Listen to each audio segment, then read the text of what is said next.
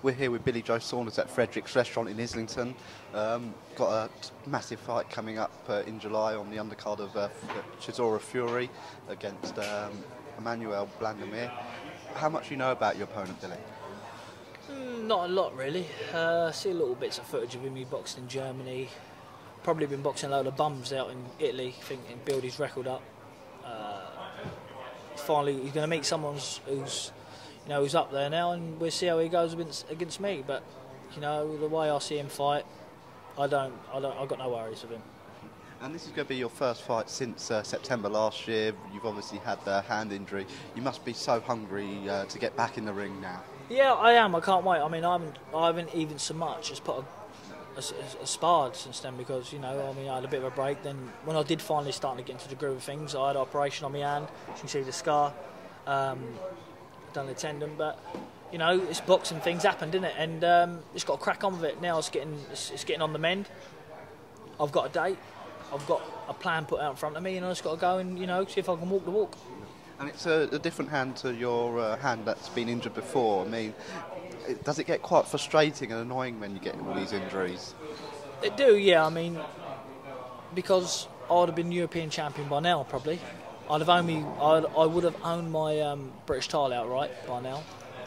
But something you just can't put your finger on it, can you? I mean, you never know when you get injured. You can walk out this door today and get run over. We never know, do we? So, it's one of them things. It's life, isn't it? You just got to get on with it. Do you think having this amount of time off? Do you think going into this fight and hopefully a world title fight, do you think having this time off from September to July, it will help you the recovery process?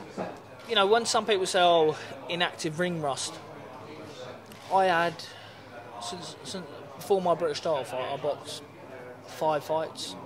Then I had the British title, that was a 6. So perhaps the 6 months of what I've had, 7 months done me good. Obviously I picked up an injury, can't be helped. But you just got to crack on with it, get on, like I say, and it's just life, it happens. Probably, you never know, it's not going to be my last injury. So, it's pointless getting yourself down about it. Just got to get on and do the best you can, and that's all I'm doing at the minute. And in terms of, this is basically an eliminator for Peter Quillen's WBO title. Do you know much about Peter? What have you seen of him? I see Peter Quillen, little bits of him. You listen, like I said, people can only judge on your last performance. And me judging Peter Quillen on his last performance, I genuinely believe that I would take his title off him with ease on his last performance. But you never know what people's going to bring to the table on the night. It's all about on the day. And hopefully Frank Warren can secure it here, but if not, I'll go over there and fight him. And if I didn't think I could win a world title, I wouldn't step up and fight for one. It's one of that. I'm not the one that's in it to grab a few quid and gone. I'm in it to be world champion. I mean, if I had £5 million and lost for the title, I would be absolutely distraught. Gutted. I wouldn't think, I've got 5 million, fuck the title. I'd either win the title and have 1 million, or win the title and have 100 grand. I'll just something, anything, just as long as I've got that title. And apart from Peter Quillen in your division, middleweight division, there's some great fighters up there. Who are some of the other potential fighters you've got your eye on? Well, what, in the UK? Well. Oh, in the world. Listen, I think you look at Sturm. He's getting old. I mean, he did beat Darren Barker, but I think that he's there to be beaten, Sturm. You got Gill. He's not world champion at the moment, but he's fighting Golovkin. I should think he'd be fighting. Obviously, you got Golovkin, unbelievable talent. It's pointless everybody's saying, I want to box him, because at the minute I don't want to box Golovkin. Because I'm only 24, he's 32. I can wait 5 years. I don't want to go in there and get smashed about, because he's an animal, mate. But I'd try. But he's got to talk sense in this game, and I think that Golovkin at the minute he's the best out of everybody at the minute. I mean, he's the only man, if they got down to 154 or 152, if he could ever make it, is to beat Mayweather. I mean, but apart from him, I'm 24 now, like I said. Another 2 years I'll be matured right up and ready to rock and roll forever. And I mean, there's some of the world people on the world stage, but there are some great domestic fights out there to be had as well, with the likes of Martin Murray, Andy Lee, and someone that keeps on mentioning your name, Chris Eubank Jr. Chris Eubank Jr. He sucks cock. He's so shit as a joke. Honestly, he's just terrible. Chris Eubank Jr. He's just. Do you know what? I would love to say what I want to say about him. The man's a fanny. Yeah, honestly, he is. He's a complete. His dad is. I would do to Chris Eubank Jr. what Kawasaki done to his dad. Play with him. Absolute play with him. He's shit. I mean, if I couldn't beat Chris Eubank Jr. in 5 rounds, I swear my son's life, I'd give up boxing. I would be disgusted. My dad would probably beat me with a chain if I didn't beat him in 5 rounds. He'd kill me. If I didn't beat him in 5 or 6 rounds, I go back to a site where I live, I'll get shot. Honestly, he is a joke. He is terrible. He's just rubbish. All in out shit. Seriously, he's shit. So I don't even bother mentioning him. But yeah, Andy Lee, good fighter. Martin Murray, good fighter. And yeah, maybe in the summer or whenever they want. Because listen, I'll be ready whenever. I mean, I'm sure they will be as well. And we can get it on. Maybe, listen, with the domestic fights, they happen only if the money's there. Because at the minute, Andy Lee hasn't got a title, Martin Murray hasn't got a title. I've got the British in that, but, you know, I haven't got a world title. So I think the first one to capitalise on a world title against, you know, the middleweight in Britain, I think that, you know, that can make. We need a world title in Britain to make big domestic fights at the minute. I mean, everybody wants me to see me beat Chris Eubank Jr.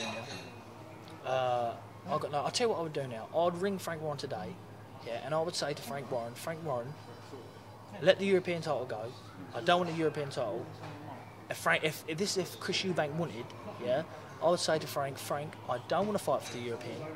Leave the world title. I will fight him for the British. Not that I need him to make, because he's on a couple of grand a fight. Tell you what he's on, £2,500 a fight.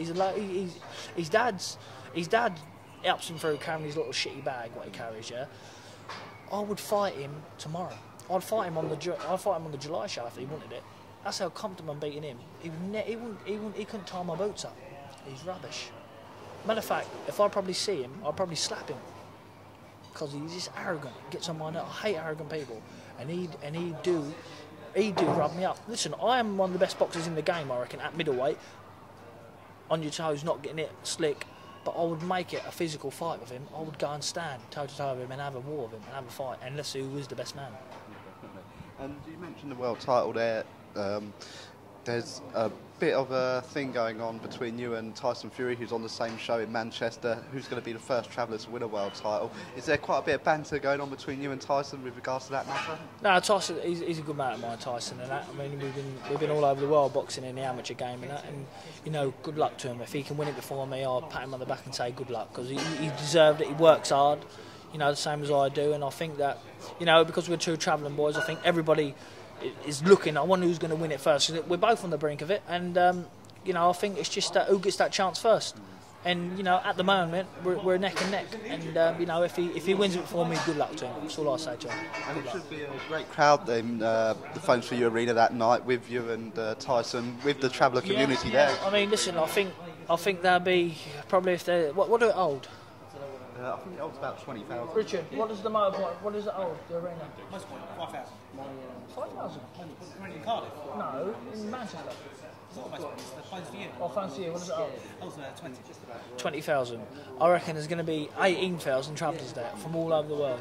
I mean, I think that, listen, Tyson's got a big following in the travelling community in South Africa, and I think when you put them together, I think that it's just going to be it's going to be a very good night of boxing. Put it that way. I mean, the fans are going to be bright, all of us, I think, and you know, because that's what a good fighter needs, is good fans. And I think that I've built some good fans up, and Tyson always gives the fans what they want to see, you know, and I try to do the same, and I think that's going to be an unbelievable night of boxing.